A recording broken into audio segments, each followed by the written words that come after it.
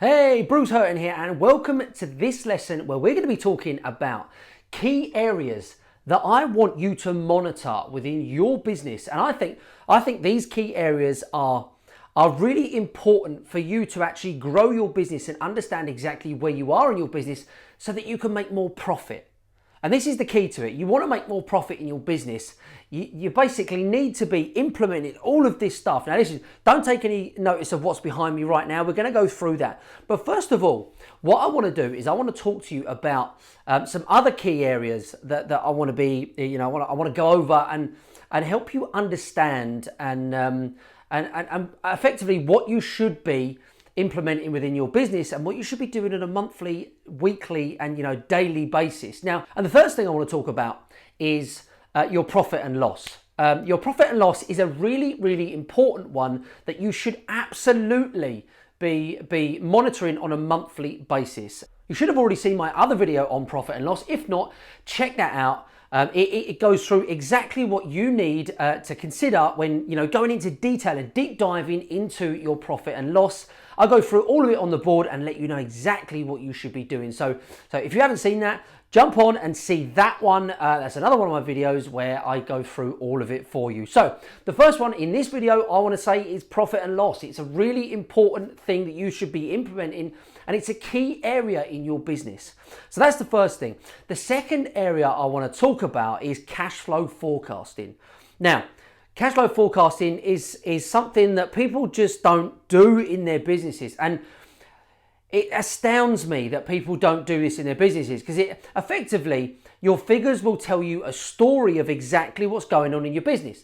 So if you're not listening to your figures, if you're not even looking at your figures, you're never going to be told that story that your business is screaming out to tell you, that maybe we're heading for an iceberg, or maybe we need to, rein things back. Maybe we're not making as much money as we need to. Maybe our margins are too low. Maybe we're pricing jobs wrong. If you're not doing all of this stuff and recognizing where you are going wrong, then inevitably you are sailing towards the iceberg. So cash flow forecasting is effectively, it's nothing complicated. It sounds complicated. It's actually not. Cash flow forecasting is where you put your bank statement, your starting balance at the top of your bank let's say you get a spreadsheet. So create a spreadsheet where you've got your bank statement balance at the top. You have all of what comes out on a daily basis underneath that. So it minuses off your bank statement balance. So minus all that off. And then at the bottom, it will leave you with a balance, the same balance that should be in your bank. Now, if you have in that cash flow forecast, everything that comes into your business, you'll have areas that you can actually put in the money that comes into your business. Then you can start to forecast exactly what money you're going to have coming in, because that will add it to the bank account. So all you're doing is taking a snapshot of every single day. So at the end of the day, put everything into your cash flow forecast, but also have your forecast going for about 2 weeks in advance. So have all of your subscriptions, have all of your payments that are going to come out of the bank. They come out on the 16th, the 17th, the 1st, the 4th, whatever that may be. Put them in on that date, and then you can put in at the top what money you're expecting in on certain dates. And what that will do is it will show you at the bottom, if you've got the formula and the calculation correct, and all that should be is that money coming in and money going out. So it's a very easy thing to do. There's nothing complicated about it. It should tell you at the bottom what you're going to be at that point. If you can put all of the stuff in that you're going to do, and then in 2 weeks' time you can see if actually I've got a wholesaler's bill coming in and I'm not being paid till the week after, that's a problem. I'm going to hit a point where I hit a brick wall, and basically gridlock. I can't go anywhere. So you need to foresee those kind of things, and that's where the cash flow forecasting comes in. It's not a complicated thing to do. As I say, start creating a spreadsheet.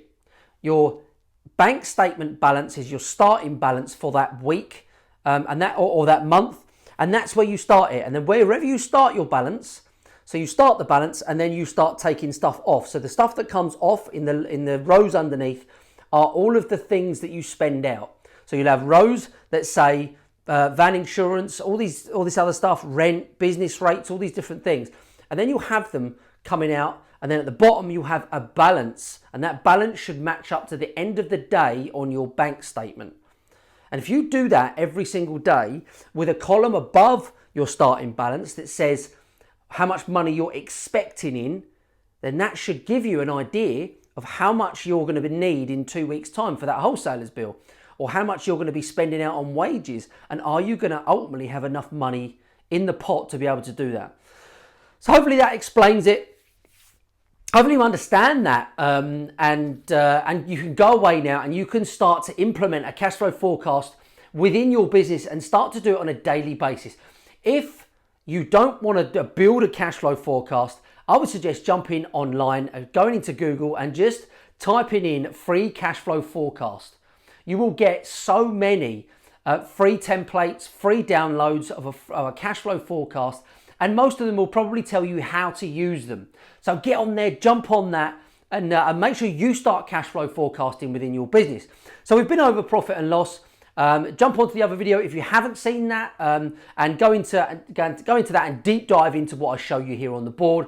The second part is the cash flow forecast. Now the last part we're going to jump onto is pricing for margin. So knowing markup versus margin. Now this is a big one in business, and specifically in trade businesses, where people just don't understand markup versus margin. So I'm going to try and unpick that. I'm going to try and unravel it and make it as clear as I possibly can here for you today on this board. So let's get started.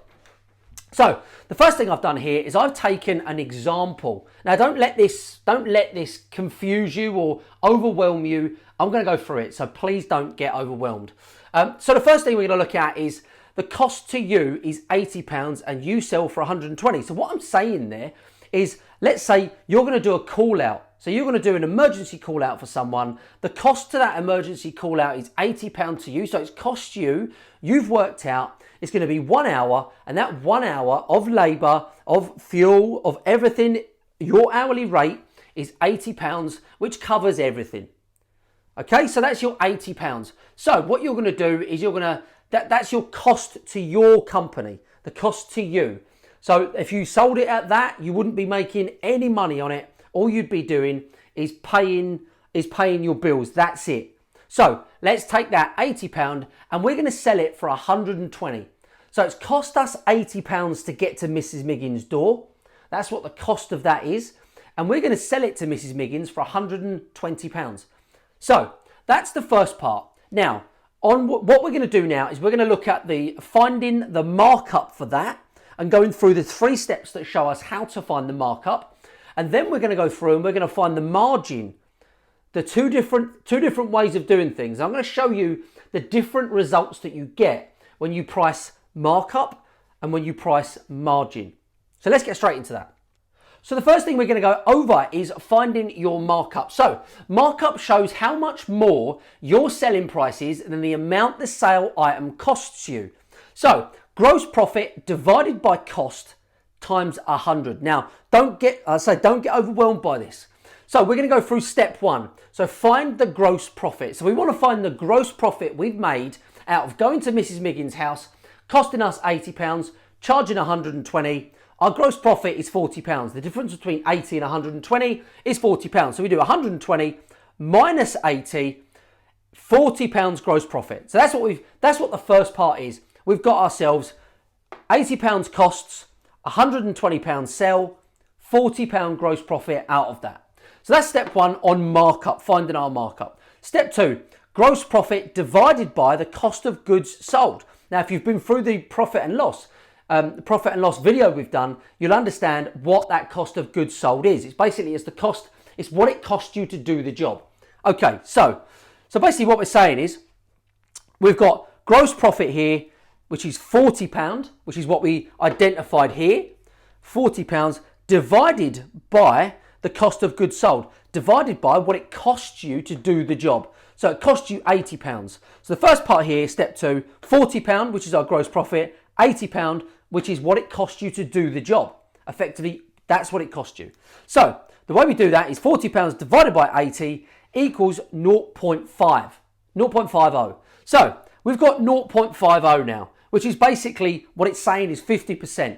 So 0.50, that's our calculation. So the next part, step 3, we're going to go into markup times 100. So if you've got a calculator, go along with this, do this on your calculator, and you'll see that markup times 100, 0.50, which is what we got here, times 100, gives us a markup of 50%. So effectively, what we can say is, if we had £80 and added 50% markup to that, we get £120. That's what we're saying. So I've reversed that and I've showed you how we get to that. So hopefully you understand that part.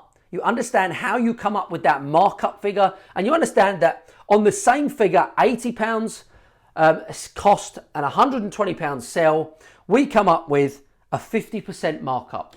So you've got £80, you put 50% on, you get 120. Now that is the way that most people will price their jobs.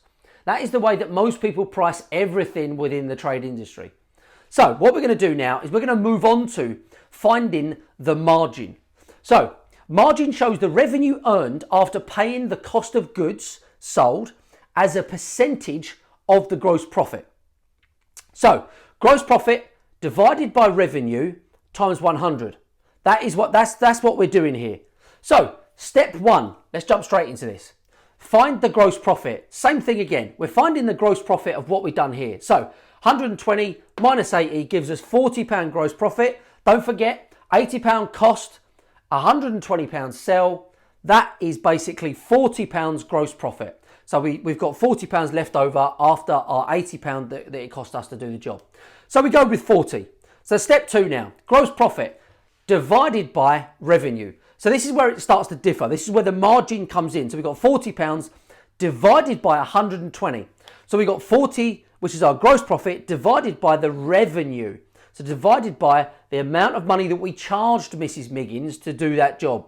And that gives us a margin of 0.33. Now, step 3, margin times 100. So 0.33 times 100 gives us 33% margin. So what we're saying here is when we go out to Mrs. Miggins and it's a cost of 80 and you're selling it for 120, what we're saying is that some people will say, I run my business on a 50% markup or a 50% profit. Well, that's based on markup. Now, the difference here is you need to be running your business on a margin. So a margin on a monthly basis. Now, when we went through the profit and loss in the other video, we looked at a 50% profit margin, a gross profit margin. Now, if you was to do that and you was to say, well, that's a markup, we'd be looking at a 50% markup, but the margin is only 33%. So people think they're working on a 50% gross profit margin. They're not. They're actually working on a markup. So you need to be working on margin. And the problem here arises is that people think they're working at 50%. And then they're putting 50% on everything. And it's like, yes, 50%. You're not getting 50%. You're getting 33%. So you're losing, in your mind, you're losing 17%. Now that's how this works. You are actually losing. And that's why people get to the end of the financial year and they haven't done as well as what they thought they'd done because they're pricing things wrong. Which is why you have to be pricing at margin, not pricing at markup. Markup is good for pricing materials on a job. So if you've got £100 materials, you put 20% on, you're going to charge £120.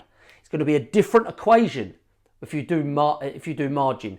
Exactly what we've done here, a different equation. So at the top line, you have to be charging margin. You have to be aiming at margin for the overall profits in your business, not markup. So hopefully that's made sense to you. Hopefully I've explained that in the simplest way I possibly can, and you've understood it. Feel free to go back through this video many times and kind of understand, pause it, do whatever you like to just absorb this information and really start to understand the difference between markup versus margin. It will make a huge difference in your business And it could be the difference between you making a profit or a loss. Okay, hopefully that's been helpful. That's it from me. Take care. Bye-bye.